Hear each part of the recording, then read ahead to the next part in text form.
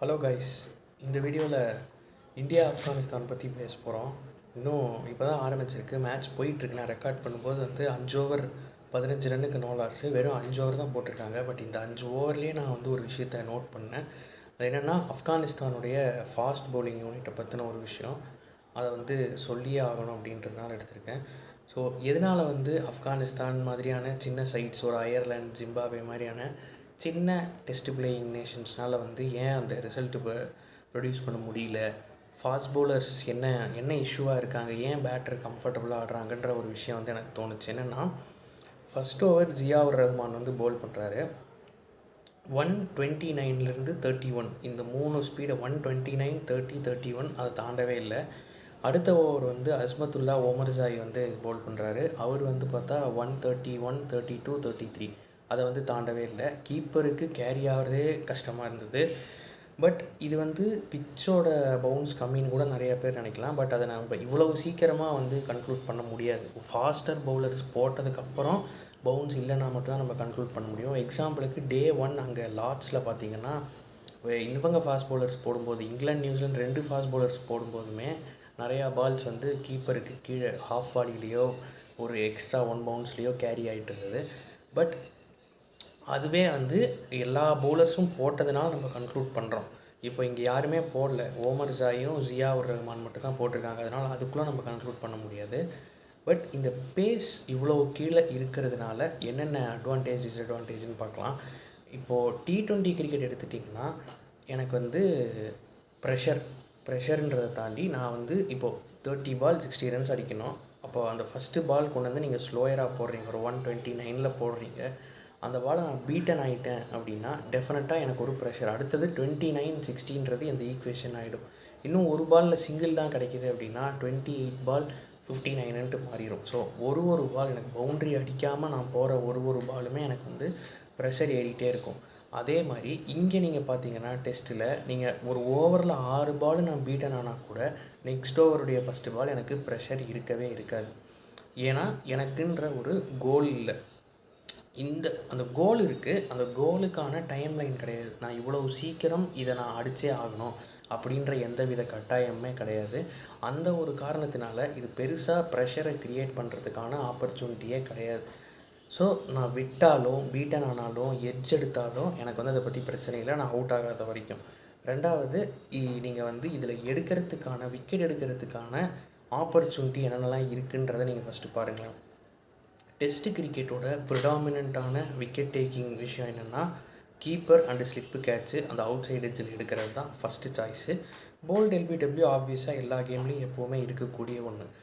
இப்போது இதே இடத்துல ஒரு ஆர்ச்சர் போல் பண்ணும்போது நான் இப்படியே ஆடுவேனா கிடையாது. ஏன்னா அந்த ஸ்விங்கு ஒரு இன்ச் மூவ் ஆகிறது எனக்கு என்னென்னா, அது 140 மூவ் ஆகும்போது எனக்கு இருக்கிற டைம் ஏன் எட்ஜ் எடுக்குது அப்படின்னா, நான் அந்த பாலோட லைனுக்கு போக முடியல. பால் இங்கே இருக்குன்னா, பேட் இங்கே இருக்குன்னா, இதுதான் எட்ஜ் எடுக்கிறது.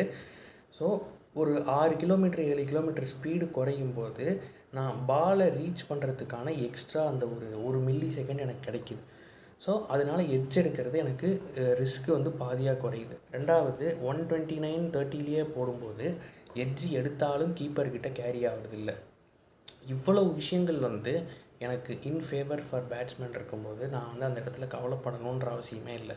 ஸோ என்னால் கம்ஃபர்டபுளாக ஆட முடியும். ஓப்பன் பண்ணுறேன் அப்படின்னா அடுத்த 10 ஓவருக்கு எனக்கு இந்த ஃபாஸ்ட் பவுலர்ஸ்னால த்ரெட் இல்லைன்ற மைண்ட் செட் இருக்கும்போது என்னால் டிஃபெண்ட் பண்ண முடியும். அண்ட் நான் இந்த ஓவரில் நான் 20 ரன் அடிக்கணும் அப்படின்ற ஒரு கோல் இருந்தால் மட்டும்தான் அவன் எந்த ஸ்பீடில் போட்டாலும் எனக்கு ப்ரெஷர்.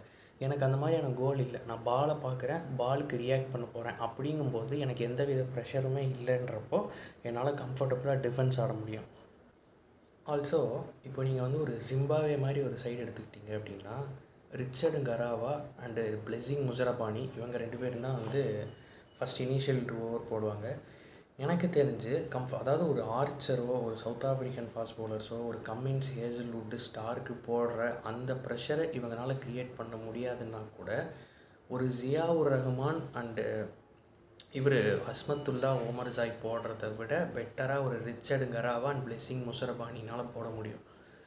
முதல் விஷயம் பேஸு, பவுன்ஸு, வெரைட்டி இது 3மே இருக்குது அவங்க 2 பேர்ட்டையும். பட் இவங்கள்ட்ட அந்த இது இல்லவே இல்லை. அட்லீஸ்ட் ஒரு ஹைட் இருக்கணும், இல்லைன்னா பேஸ் போடணும், எதுவுமே இல்லாதது அவங்க வந்து இனிஷியல் ஒரு 10-15 ஓவர்லேயே கேமை விட்டுறாங்க. ரெண்டாவது, இந்த கேம் வந்து இந்தியன் கண்டிஷன், பட் கண்டிப்பாக வெயில் ரொம்ப அதிகமாக இருக்குது. கேம் போக போக பிச்சு நல்லா கண்ணாபின்னான்னு உடைய போகுது, பால் டேர்ன் ஆக போகுதுங்கிறது தெரியும். இந்தியா ஈவன் தோ ஒரு சின்ன சைடு ஆடினா கூட இன்றைக்கி இருக்கிற அவங்களோட பெஸ்ட்டு ஸ்பின்னர் எடுத்துகிட்டு வந்துட்டாங்க. குல்தீப் யாதவ், வாஷி கண்டிப்பாக எல்லா மேட்ச் ஆட போகிறாங்க. ஸோ இவங்க தான் ஃப்யூச்சரும் கூட. மானவ் சுத்தர் கொடுத்துருக்காங்க ஒரு சான்ஸு. 3 பேர் கன் மாதிரி 3 ஸ்பின்னர் ஆட போகிறாங்க. இங்கே வந்து எடுத்திருக்கிறது 2 ஸ்பின்னர். அதில் 2 பேருமே கைண்ட் ஆஃப் அன் ஆல்ரவுண்டர் தான், ஃபுல் டைம் ஸ்பின்னர் கூட கிடையாது.